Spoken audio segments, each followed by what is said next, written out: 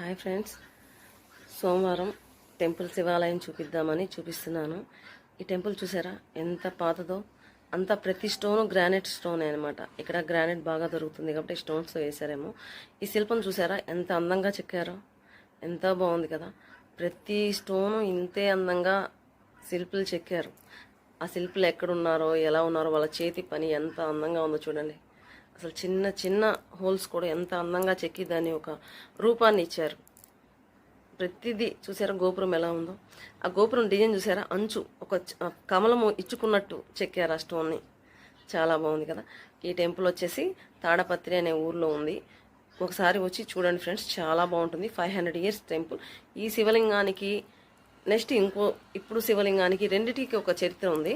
ఆ శివలింగం గురించి నేను నెక్స్ట్ వీడియోలో మీకు ఎక్స్ప్లెయిన్ చేస్తాను. ఓకేనా. చూడండి సార్ ఎంత హైట్లో ఉందో శివలింగం.